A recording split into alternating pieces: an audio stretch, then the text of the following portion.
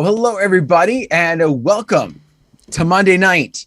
And as of right now, welcome to a stream that is still going solid. Oh my goodness! Yay! I know. After last week, and even they even commented in the chat room already. Unfortunately, technology was what technology was. But I know, in all seriousness, thank you guys for taking the time out of your Monday night to join us. We thank you so very much. Hopefully, you had a wonderful New Year's, whether you were out gigging, whether you were enjoying some time with family and friends, or maybe you fell asleep at 8 o'clock and you woke up the morning refreshed compared to everybody else. Awesome. Hopefully it was enjoyable for you no matter what. But tonight we are going to have a wonderful discussion. We need some participation in the chat because I have a feeling MJ is going to tick all of you off. No.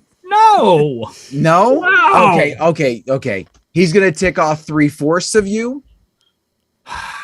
See, you guys got to understand that prior to doing this, when we picked last week's topic, it said, pick some things that you learned over the past year, non-DJ related. And I commented back in our little private chat, agreed to do a show that doesn't pick topics that make you look grumpy every week. So this week, I'm not grumpy, but Dan just pointed me out as grumpy. He kind of did.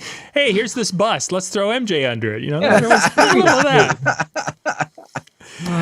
So tonight what we're going to talk about is we're going to talk about some things that you can do to become a better mixer. And this is going to be a lot of asking questions and the guys kind of filling in with some thoughts on that about what it takes to become a better mixer at your events. And we're going to kind of approach it from a variety of different, not just the club, but there's going to be a variety of different events this will apply to.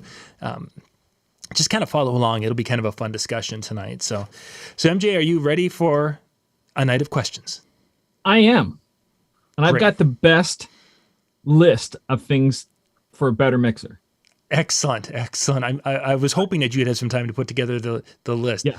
Can you give us first thing I think is most important? Yeah. And you guys can disagree with this if you want. Probably won't. Let's go. This will be great. It's important to me. The most important thing for a good mixer is a really high quality crossfader. I think that's probably one of the most important things. Okay. High quality crossfader. It's a gear show, right? Yeah, that's what I thought it was. Oh, John, is that what we're doing tonight? Become a better mixer. I was trying to do a joke that I didn't understand it was about mixer, and Dan didn't think it was. No, this is about the human person mixing. Yeah, the human person. I thought you were actually going to go. So my joke was like to do that. I thought you were going to go to a Dan in real life. Double beater is what I was expecting you to come out with. Dan, what are your picks? You got to tell us right now. I thought we were doing about bartending. I really did. I thought it was all about bartending tonight. Mixing, right? Yeah, mixing drinks. Mixing drinks, exactly. Mixing drinks. Well, because you have to drink when you DJ. I thought that was a requirement. In order to really teach, in order to teach mixing properly, we need to get the proper things set up. So we're going to. We're going to start from the beginning. What it takes to. Oh my God! It's written on there. So does that count? And you notice what the first song I have queued up is. It's the only software that'll play that. No. Okay, fine. I was trying to adjust my screen here, and all of a sudden, this giant program came up, and I'm like, "What is going on? Has the devil possessed my computer?" It's malware. Malware. Yeah, it's that second computer. I don't even know where my remote is tonight because I cleaned up my desk. That's what you get for cleaning.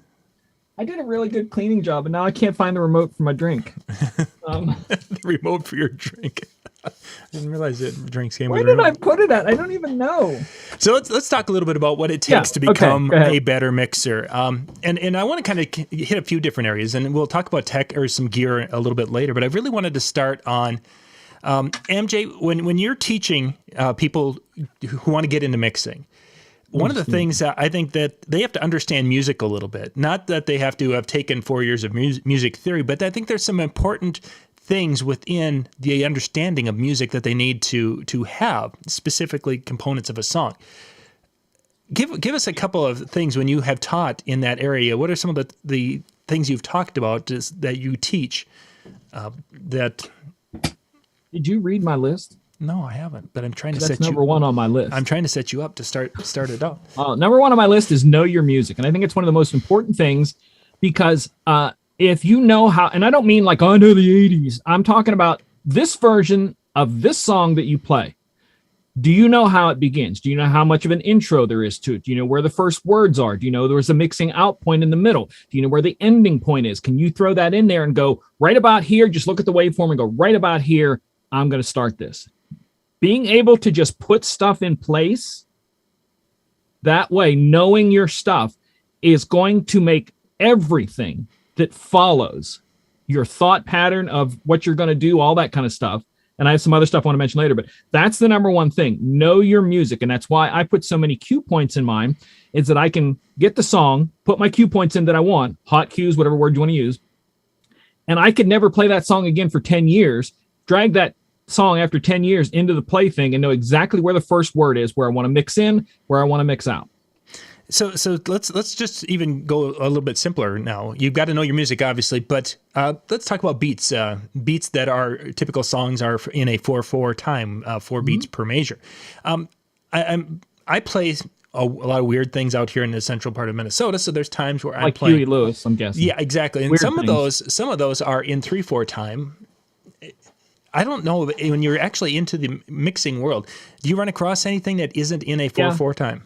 Here and there. There's a Whitney Houston song that's in 3/4, and there was something else. I can't remember what it was in 3/4, but not too often.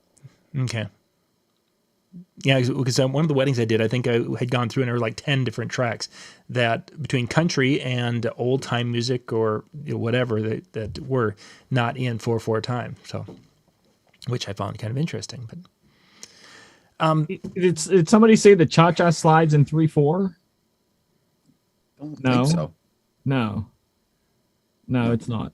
Yeah, I think that's 4. Maybe there's another version out there that is whatever. Because I know, like the one time I had a single that had 10 different versions on it. Some short, some slow, or I have a house version that goes really fast. I've got kind of like something upbeat. To the left, to the left, to the left, to the left, to the right. And it might have been Mikey might have been referring to the cha-cha slide as one that you need to know because there's just so many different components and different parts. And I disagree with that.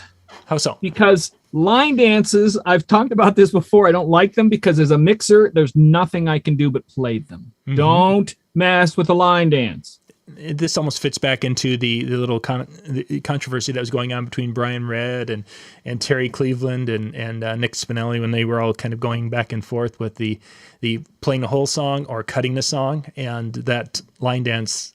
That remember what they were talking about that and thinking, yeah, but you get to those line dances, there's absolutely nothing you can do with most of them because people will be like, I've got the last part of the dance I need to do.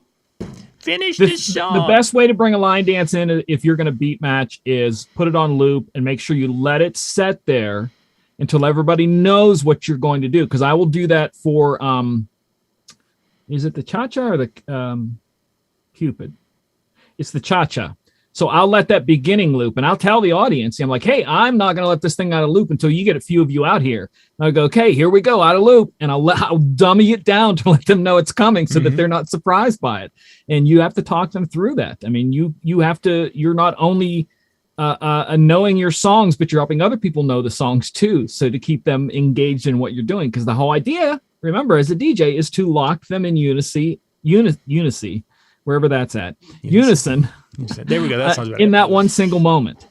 And like I said, line dances are a tough one. You don't want to screw around with songs that are like sing-alongs, that are like seriously sing-alongs. You don't screw with them much. And that includes if you're going to do a remix, don't go too far out the deep end.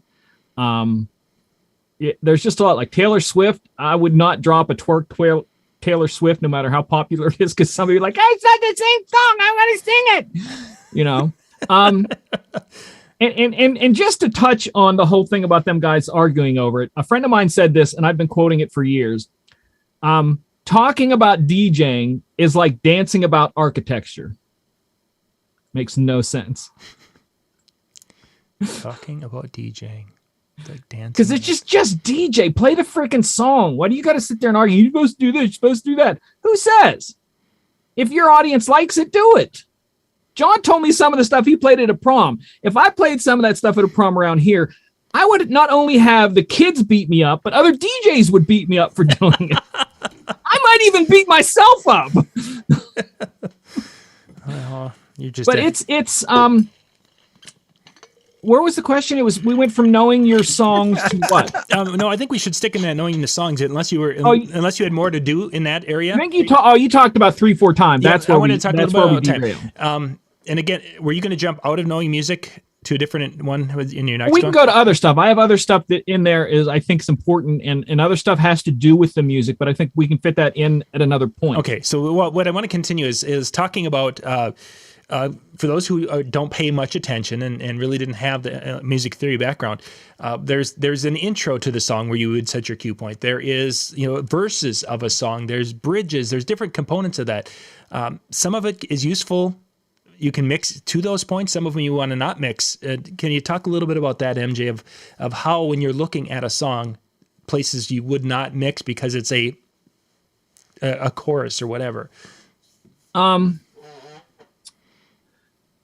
afraid I'm going to give too much of my teaching class away with this, but I'm going to try to do this best I can. I teach reverse engineering mixing. Okay, because I'm a producer for, I spent most of my life producing songs. So I'm building choruses when I'm making a song, and I'm building a verse, and I'm building an intro, and I'm building a bridge, and I'm building a pre-chorus and a post-chorus and all these things. So when I'm DJing, I take it apart on these different things to where you have a song playing, okay? You're trying to figure out what to go next. So the mentality of what you're doing, and I am going to write an article about this. So if you guys haven't subscribed to the Disc Jockey News quarterly magazine newspaper, John, where do they go to subscribe? I will put that DJNTV.com/subscribe. And if I can spell it. Yeah, the first one is coming out in February, and I will have an article in there called The Mind of the Mixer. And I'm going to be talking about this to where you have the whole song, because we're taking whole song to individual beats back to whole songs. So you have the whole song playing, and you're going to think, what do you play next? So you're going to kind of pick what kind of goes with that, whether it be BPM, style, decade, or a combination of those. Okay. So now you've got the whole song with the whole song just playing. So whole song you're going to do. So now the song that's playing, you need to have those points that that are in there. I know where the end of the chorus is, end of the bridge. Those are sections. So we went whole song down to a section. So now you have your section and you need a point. So the one point is the end of, like, say, a verse. So we went whole song, section, end of verse, and beats. Doing it, so we have section, and then beats. So you're going to go 4 beats, 8 beats, whatever, back from this point. So when you're mixing, here's where you want to be out of this song. Okay? So you've got to figure out how to get to that point from before it. Once you know that, then you take the next song and figure out what you can do with its intros, whether they be just a kick drum, because some intros just have a kick drum. Some have a kick drum and melody. Some have a kick drum and some words, like not the verse, but like some hey, ho kind of stuff. And you can blend those in. And those can be 3 different sections that you can bring in. So now you're doing the same thing that you went out on. You're coming in on beat, section, or count, beat, count, section. So I've got this one marked. Tell me if I'm confusing people. I apologize. So you have this marked here going out and this marked here going in. So you want to put them here when you're mixing 5, 6, 7, 8, 1. So the idea is you're knowing your songs so that whatever you're coming in on this song, you're going to match the style, the cadence, the feel of what you're going out of. So if you're going out of something super, super aggressive into something that's kind of slow, you're going to have to figure out a way to transition that high energy to slow energy, even though it's the exact same BPM. One of the songs that I did, and I do this every once in a while to show people that you can, I went from Little John's Turn Down for What into Taylor Swift's 22. Because I was able to do the mix across, same BPM or close, because you can take that energy in your blending and mix it. So I knew I needed a spot in there to do the transition with my transitions, my blending, to take that high energy, bring it down through twisting knobs into this one, and let it go out into that one. So it's all about piecing stuff together in your sections, choruses, beats. So you're going to start the mix here, And then you have to figure out how to transition. Are you going to transition fast, hard, keep them guessing? Are you going to dummy it down and let it hang a little bit? Like we said with the cha-cha slide, to where I'll let that loop, they hear the beat. Okay, now we're going to get out on the floor, and you give them time. You dummy it down. Other times you might go 5, 6, 7, 8 into the next song, chorus, chorus, mix out, in. Let this one hang for a while. So it's not the same. You're not going to be doing the same thing every time, but it's all about reverse engineering the song whole to a single point to a whole. And you just repeat that over and over. Did I make any sense there? Yeah, you did. Chorus, you mentioned, of course, the chorus of a song. Do you go from a verse of one song to a chorus of another song? Do you do from chorus or the verse and a chorus and then into the next song to a verse and chorus? Is there any rule of thumb when it comes to doing that type of... Part of that is with the crowd, that if you can keep them with those fast mixes, do it. But some crowds cannot mentally keep up with it. Because remember, you're doing this all subconsciously in their minds. You're trying to, like I said, we manipulate them into all being in the same moment. And if the crowd is not fast into that, you have to dummy it down and slow it down. So if you have a song that we normally do 5, 6, 7, last word, 1, first word, you might have to go 5, 6, 7, 8, 1, 2, 3, 4, 5, 6, 7, 8, then the first word of the next song. So it all kind of depends on your crowd and how you're doing it. Some crowds can handle the quick mixes. I saw a guy in a club drop a redrum of Aretha Franklin's Respect out of the blue. And this is what I call a left turn song. The part where she sang and then got out of it. And it was like the perfect sing-along. So it's how you catch that crowd. And are they going to be capable of keeping up with what you're doing? Or are you going to be able to keep up with how fast their attention span is? Sure. So there's not necessarily a rule, but that's why I say that the crowd in front of you, I always talk about, is they are a living, breathing entity that you're herding cats. So the idea is to get all the cats' attention at the same time. And you have to work the music you have in different ways. If your song has a hard cut that you're coming into, you're going to most likely put that together with a hard cut out. Like Bruno Mars's Uptown Funk has that whoop in there. Great place to start. So you have to put that at this point where a song that goes out has some sort of wah on the way out, or create one via an effect. Mm-hmm. So you put those together where you're not beat matching, but you're still doing a transition that has some attention grabbing and that whoop that everybody knows. Dancing Queen in the piano. Perfect. You get their attention without off the bat. You dummy it down by letting it do its own intro, stuff like that you can play around with. And it's just a lot about reading the crowd. Sorry. Yep, no problem. You've got those songs that you're referring to, Dancing Queen specifically. That little intro that you're referring to, I don't believe starts on beat 1. Do you pay attention to the beats of the song going out, and you want to make it so it's 5, 6, 7? You'd start that on 7 and 8 because you want it's a feel, because that is what I call how do I call that? What's my term for that? Unusual beat matching, to where you're not beat matching, you're matching that section. So if they have that da-da-da-da-da, so you find another section that ends in about that many beats. So that's 1 and 2 and 3. So it's a 3 count. So you're going to go 2 and out. So you find the other one that ends out 1 and 2, and that's where the first thing is. So you drop that first note at the beginning of that dropout so that they crisscross each other. So in essence, if you were trying to run a running tempo and say the two songs were close in tempo, you may end up dropping a beat or losing a beat in that. You don't even have to go the same tempo. That's a song that I use for the transition thing. You have the transition out of the faster song that has that. Yep. Or like Dan and I talk about the break effect on some of our things, that when you hit it, instead of going chop and stops, it goes brrr, and you can put that together with some sort of up, put those together, and then that makes a transition that has no dead air, but you can go from this BPM to this BPM in that. If you want to dummy it down further, you can go echo, echo, echo, echo, have that down point in the center if you want to dummy it down more. I know people are going to disagree with me on this, but I will challenge anyone any day of the week that you mix it the way you do and not do anything, and I'll do something small and I'll have a reaction because I'm going to keep the crowd engaged. And the way I do it for, like I say, I go to Dan's thing and I do it at Dan's, and I go to John's and do it at John's. I may do it totally different both places because it doesn't go by this is how you do it. It's by what is this crowd? What can they handle? So one of the things that I've done, and we'll use the Dancing Queen kind of as an example. So two different ways that I've kind of worked it together. One that I'll often do also is to take a song that has a fade, or I create a fade. So I start bringing the one down so that when it gets to that 3/4, I'm hitting that 3/4 and it takes that attention grab, because they're like, okay, the song's starting to die.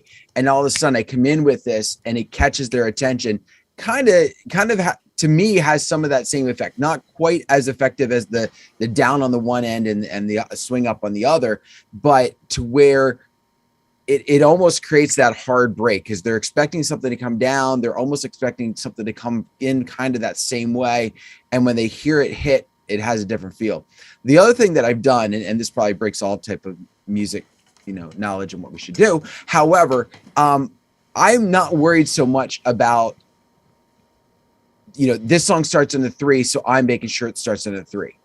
I'm just making sure that it's not starting on a 2 or a 4. Because if they're feeling that, unless they're doing a line dance of some sort, to a lot of them, beat 1 and beat 3 are interchangeable. So if that song's starting on a 3, I can have it start on a 1 beat and they're going to react almost the same. Except for the people in a room who can count to 4. Yeah. That's assuming they're sober enough to count. 4, 1, 2, 1, 2. I wish I could. See, this is going to go into so much detail. I didn't want to go into this much because I think we need to dummy this down. Yeah, no. What I just said, most people aren't going to understand that unless I show them examples. And then when I did one time where I had a person that took all the classes, came back and said, I'm still having trouble with transitions. Where you give me another class? They give me another class, and I'm like, yeah. Oh, he showed 2 songs. I'm like, yeah. How do you do these 2? And I showed him. He's like, that was absolutely perfect. I'm like, that's what I showed you before. And a lot of the the prep, as you started talking about right at the beginning, is doing that work, knowing the song, putting those cue points in, instead of doing like I do, where you get the song and you download it 30 seconds before you play it, and then you wonder why there's a. If I download it 30 seconds before I play it, I am putting cue points because I'm guessing some of you know. I mentioned this a couple weeks ago. Nobody knows Island Boys song. Are you two both lost with the Island Boy? I figured as much. Go look it up. It's an internet TikTok phenomenon. And somebody wanted to hear it, and I didn't have it, so I grabbed it off of one of my streaming services, and I knew that it would go off because it's such a corny song. It's not really corny. They did a good job with it, I think. And immediately downloaded it, put my intro out, and I knew where I was going to come into it just by setting those 10 seconds before I dropped it. Mm-hmm. Stuff like that. Take that time where people, and again, I'm going to tick some people off here. A lot of DJs are lazy. They just want to play a song. They don't care. I paid all this money for my lighting, and that's what I want them to pay attention to. I got these great speakers. Well, that's fine, but why not add that amount of effort to your mixing too? So you're just, everything has a gold star on it. Why rely on 3 gold stars when you have 2 more that you could do? Why not? If you're a person who puts that much effort into setting something up, set up your music too. One of the things I think you got to want to make sure that you're doing also that when you're setting up the music is take the time to recognize what are those key parts of the song. What are the parts of the songs that you should not touch? And I think Digital Dave talked about this at the conference. I think DJ Expo this past year, or it was at Marquee, and basically talked about setting up your cue points in such a way that you are hitting that part of the song that everybody loves. And so that either means finding a point to come in on that song so you're going to be able to hit that spot, or anyway, or you are going to, I lost my train of thought, Jay. Thank you. So you're either going to come in at a certain spot where you're going to be able to hit that part of the song that everybody's going to love, that everybody's going to respond to, or you create some jump points within the song so that you can, I think Mike Walter talked about this idea where he has the full version of Low. And if he starts a Flow Rider Low, and if he starts playing it and the crowd is just really responding to it and he decides he's going to let it go, he can let it go. But if in the same respect, he decides that he wants to, all right, we played enough of this, we need to get to a different spot rather than mixing out, he has a cue point set later in the song. So instead of being here in the song, it suddenly jumps to this spot in the song.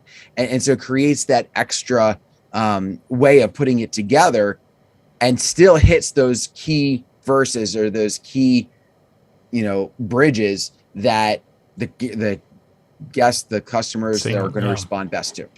Yeah, that's what I meant about cue points. Like mine, I have intro loops, intro samples, first word, middle of the song mix out points, end of the song mix out points.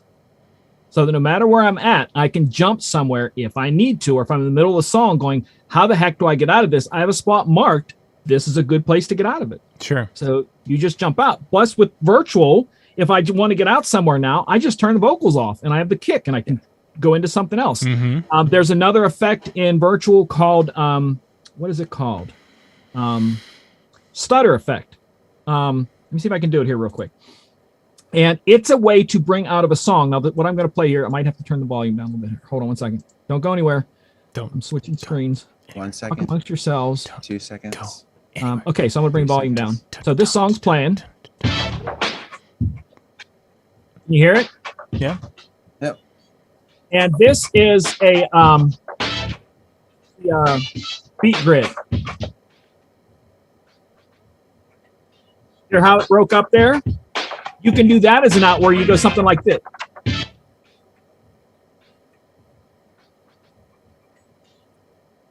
Or you create that effect through that da-da-da-da-da-da-da-da to get out of it because you're putting that mark in there on a place that wasn't there. So I could have went, give me one more here. Hold on a second here. So I'm going here, and then we're going to go.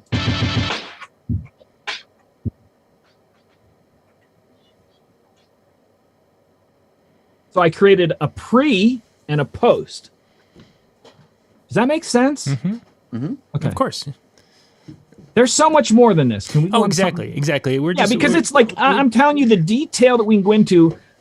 I guarantee there's people lost tonight, and I apologize if I sound like I'm throwing something at your face. I'm just saying that with a little creativity, there are no two songs that can't be mixed together. I don't care what it is. I can make a transition between two songs that keeps the people engaged. Can I pick up my next thing here? Yeah, let's jump to that because there's this question that came in on Facebook, but I think we'll come back to that one here in a little bit because I think you'll be hitting that. Okay, my next one is equipment. Two things, and I'm going to bunch the two together because I put them as separate. I'm going to punch them together.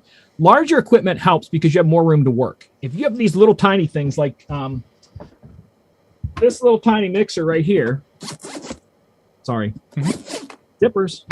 So if you have this little tiny thing right here, and you're trying to mix on tiny little buttons and move things, that makes it difficult as opposed to having something that is spread out a little bit.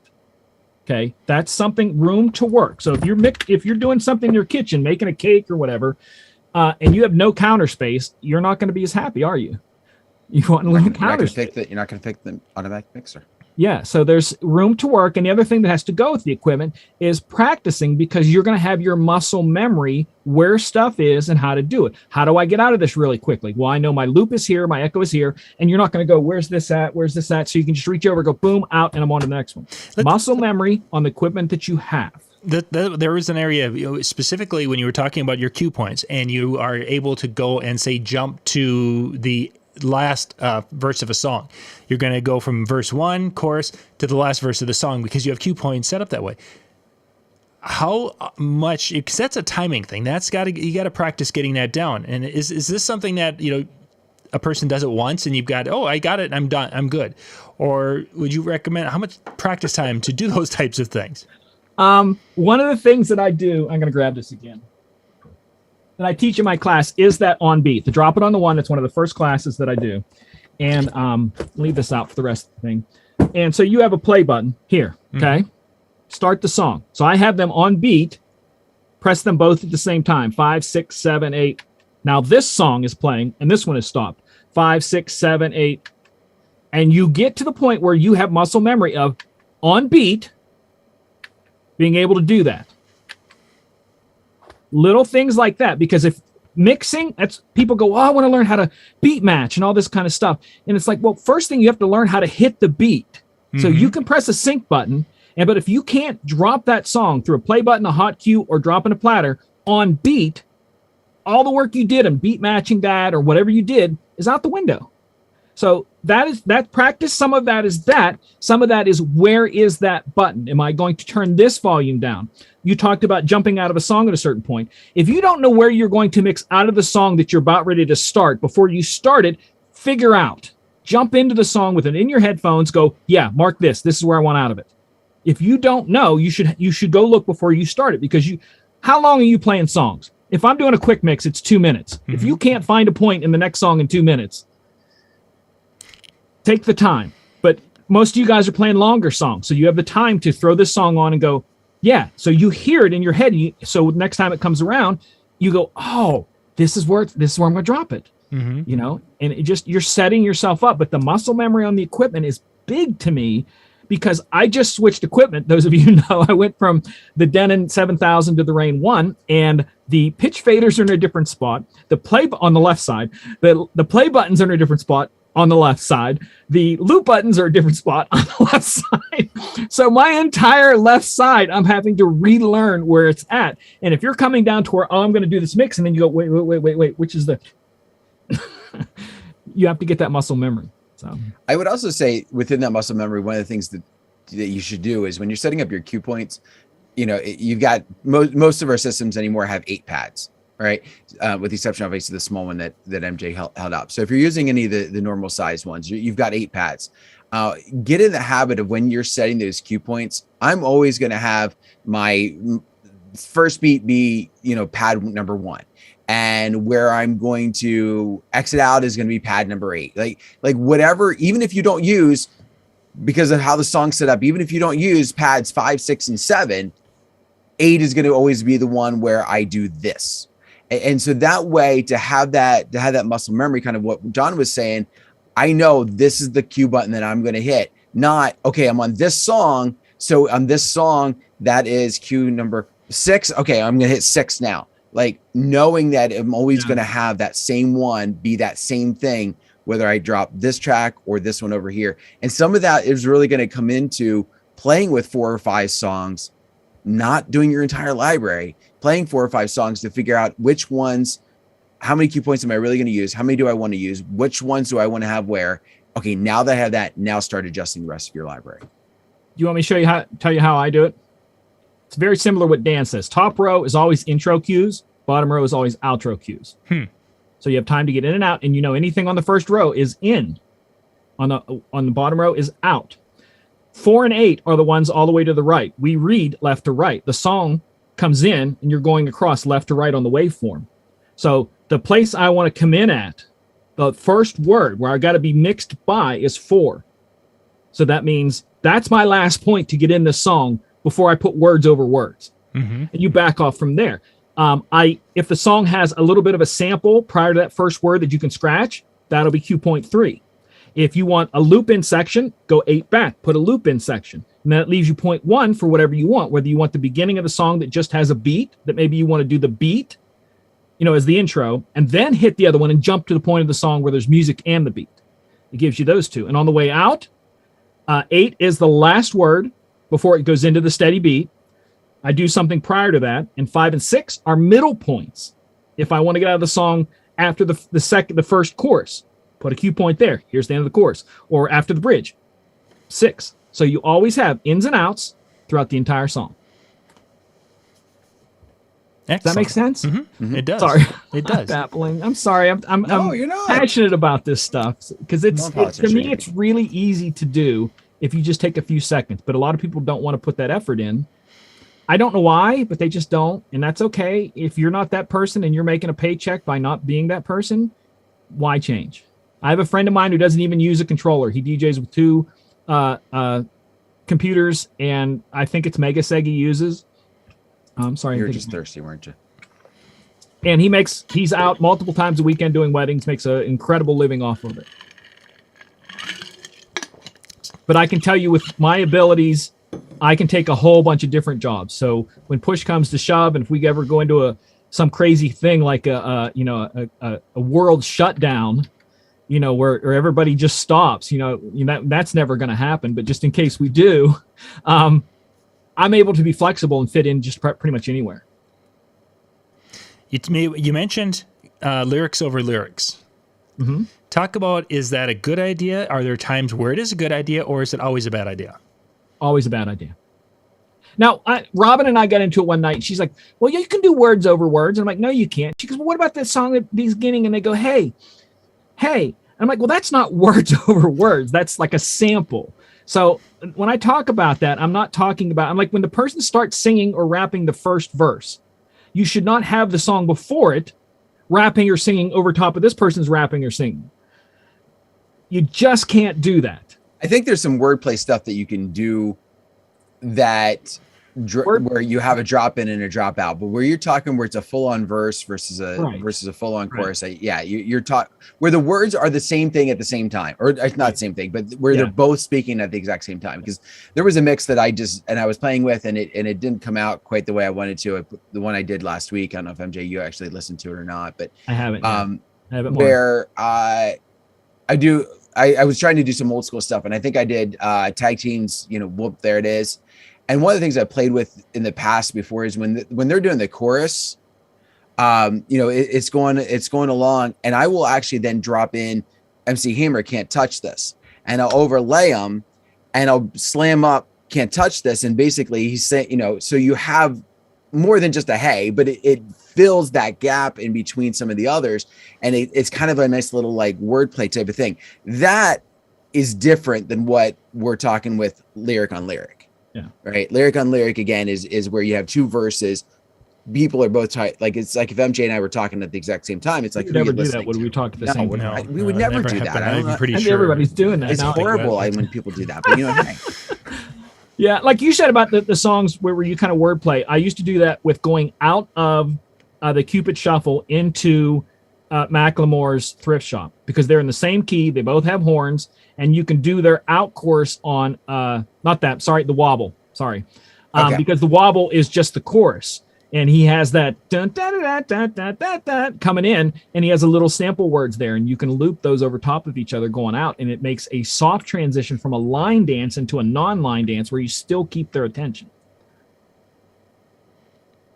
Nice.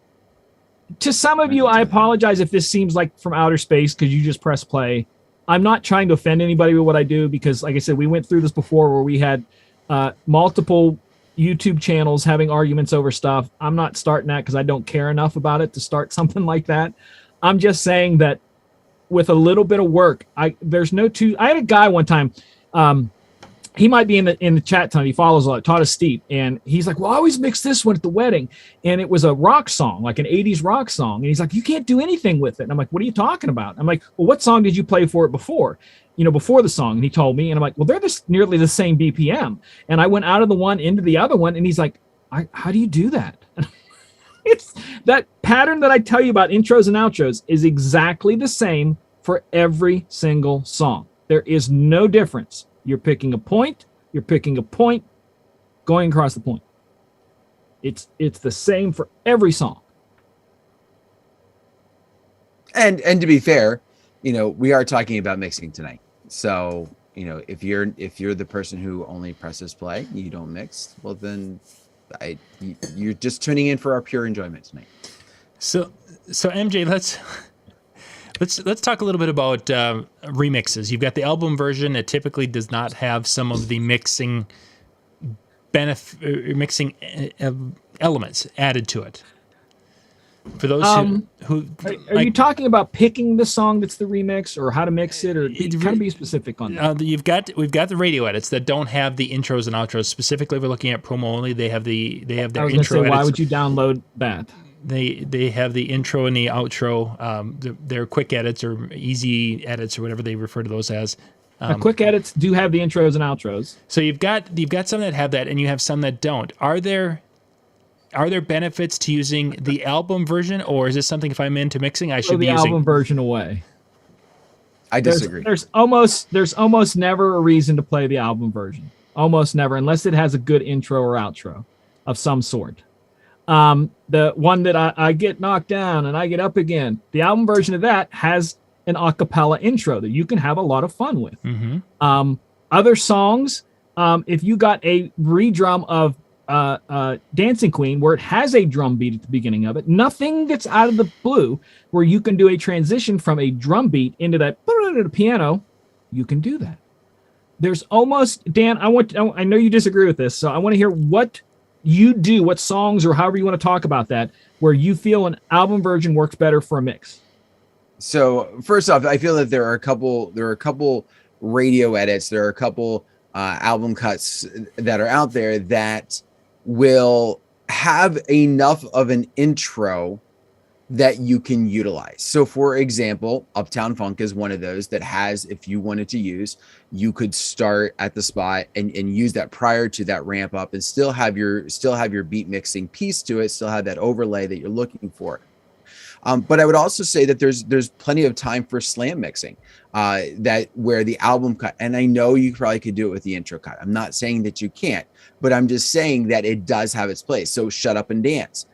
I have an intro version. I rarely, if ever, use that, and I will use Shut Up and Dance as a floor starter coming out or a energy change. It has its own intro. The album version. Mm-hmm. But it's not, it does have its own intro, but not to the intro piece like an intro edit. Like it has. It's darn close, because it has that guitar that just loops, and that's the perfect thing to loop over something. So there you go. There's an album cut that works. Thank you for making my point. Go into Icona Pop. I love it. It has just kind of that ramp up in the beginning. So I feel that there is a place for some radio edits, some album cuts to have their place, especially for that slam. And I'll reference something that Mike Walters said in one of his seminars this year, which was, he has two different versions of Earth, Wind, and Fire September. And he has one that I don't know if it's a redrum or if it's an intro edit of some sort that he'll use if he's beat matching with another track. And he has the album cut that he'll use if he's starting the floor and he's using it to talk over and bringing people up and using some of the MC. So depending upon the portion that he's working with will depend upon which version he uses. Okay, I'd like to make up a point there. Mm-hmm. What you just said about him doing out on the floor, introducing people, that's not DJing. He's MCing, being an entertainer. That's not mixing. You're talking about playing a song. We're talking about this is about mixing, so it's about mixing you and your decks. So if you're making a transition from a different energy piece and you are using that to build floor to adjust energy. So are you dropping Earth, Wind, and Fire as the energy cut from the beginning of the radio edit and letting that build? Is that what you're talking about? You'd have to ask him. Okay, because I want to know where you're coming out of to where that low beginning is usable. So you'd have to be coming out of something that's slow to build up to that, which is fine. Yeah. But you've got to think about that. I have 12 different versions of that song, and I mix every time, whether it's because I have a video version. It's the original video version, mm-hmm. and I'll beat match that in. But the one I play the most is DJ Saffron's November remix of September, and he has this great long build-up, and it's perfect for that. But it literally perfectly beat matched, perfectly, because it's Kwanzaa, so it's perfect on beat. There's no, because a lot of those older songs have variable BPM. And that's one of them on the original, yeah. Yeah, so his doesn't, again, why I like it, but it starts as 2 points that I have marked. One that's really low, and it's a long way build up, and the other one's halfway through, and it gives me probably about 16 in. So if I want to take that 32 out, which I do from times, where I'll let that build and they're going to hear it. They know that. And you just let it hang there and try to get their attention. But again, when I hear radio edits, I'm talking about Bon Jovi, Dead or Alive, and you play just Bon Jovi, Dead or Alive. I have a redrum I use. I come into it right when it goes that perfect spot to come in. I like it because it sets you up for that perfect intro. Sure. That's all. And I play more redrums than remixes. So you have to clarify that. The redrums that I play do not go very far from the original. The purpose is for that. So it just gives you mixability, easier mixability, to come into something. I would also think it would also depend upon where you are coming in. So, and I'll throw another one out is Pitbull Fireball.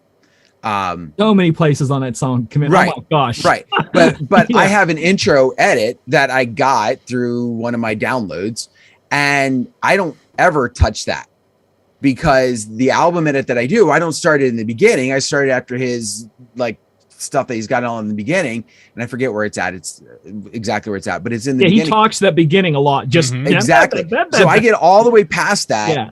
And then where I start there, it has a perfect intro, for lack of better terms, to use when I am beat matching with that.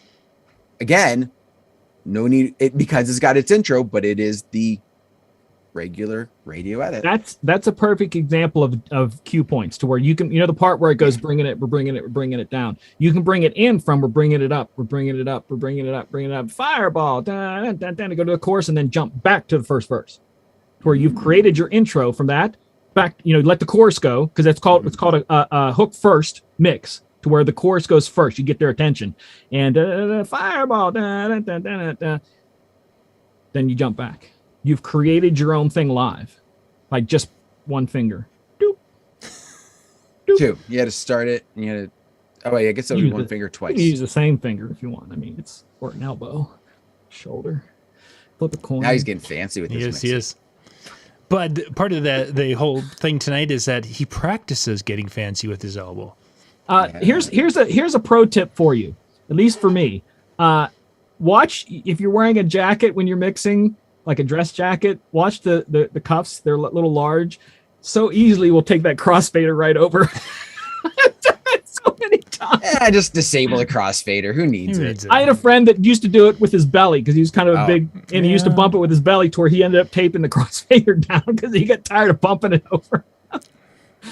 I'm going to go down to my list here, and you can do whatever you want to jump to wherever you want because I know we're almost out. Know your songs, bigger equipment, hot cues, willingness to take risks, which I think are important. We talked a little bit about that, trying stuff out. Listening to the song first if you can. And muscle memory for your equipment. Without getting too much detail, that covers a lot of those little things can make you a much better mixer. And the practicing, I think, is one of the biggest things because it gives you confidence, and a confidence person is going to do better all the time.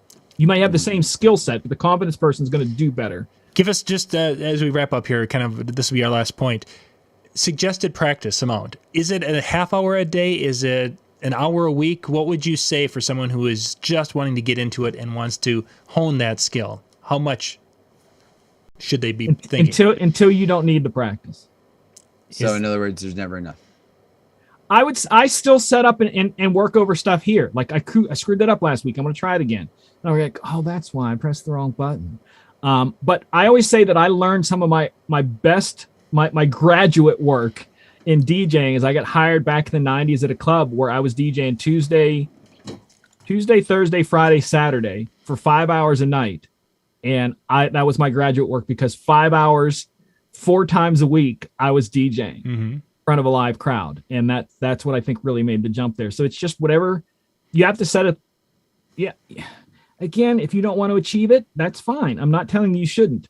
But until you feel that you can do it, and I would tell you also record yourself. Like Dan talked about, he recorded himself. You could think you do it right until you hear the recording and you're like, oh. I had to go the other way too, where you're like, man, that sounded horrible. And then you go back and go, no, it really wasn't that bad. I've done that where I've kicked that's why I've on my thing, just have fun, because there's times where I get upset at my mixing and everybody's like, I don't understand it was perfect. And I'm like, thank you. So yeah. I agree with the idea of just taking that time to practice. I mean, your event's 5 hours, so they're right there. There's your practice. No, I'm just. You can't. There's nights I consider that where if you have the right crowd and you can experiment a little. Some nights you can't. No, and I think there's a difference between experimenting and trying something, especially for the first time. You want to try and throw 2 tracks together. You're like, I think they might work, but the crowd is really going to tell me if I'm thinking this the right way. That's right. But you've done the work to say, okay, there's my cue points, there's the pieces, there's the muscle memory, there's all the little nuances. Now it's the risk factor there of trying something. Yeah. Totally different situation. Agreed. Excellent. Getting the link for Howie's show ready to go here. What are they talking about tonight? What was Howie? I saw the topic just a little bit ago, actually. Let's just pop that up here. They are talking longevity in the business. How long can a person be a DJ? I was thinking 3 years, 4 years tops. A friend of mine said he wanted to be out by the time he was 50, and I'm like, so you mean my age? So I'm just going to keep going if I'm having fun. That's one of the things. So maybe I should go over and jump in on that. But it's about having fun. Also, like we go back to the practice thing real quick here. Remember, you got excited about buying this stuff. Just play with it and have fun. Mm-hmm. I mean, that's one of the key things. Don't think of it as practice. Think of it as having fun. You paid enough for it. Yeah. So have some fun with it. Excellent. The link's up there, DJNTV.com/chill. That's where they'll be doing the live recording here in about 10 minutes. You can bounce out there and keep your camera off and your microphone off, and they'll be recording the show. And then after that, you can turn everything on and hang out with everyone in the chill room for tonight. Tomorrow night, the recording from last week's kind of wrapping up the 2021 Howie show will be going live at 9 o'clock Eastern. And then at 10 o'clock Eastern, Jay and Brian and Howie will be doing the Tuesday night music show where they come in and talk about pretty much anything and everything. And they'll have some fun with that. So, we'll have a couple more shows hitting later this week. Next week we still have regular shows. And then the week after is our monthly training night. So that's coming up on the 17th. Keep an eye. I have 3 shows coming this month. One about the Rain 1. Since I switched, I think I should talk about that and say what I like about it. 2, I built a booth that I might talk about the booth. I'm still tweaking it. And 3, got to do a virtual DJ for January. So awesome. Excellent. I think that's about it. Let's wrap it up and send them off to Howie. All right. Well, on that note, thank you guys guys and ladies for taking the time out of your night to join us and get some tips and some tricks. And I encourage you, if you do nothing with them, it is completely on you. The only way that you're ever going to get better is if you actually take some of these ideas and at least try them.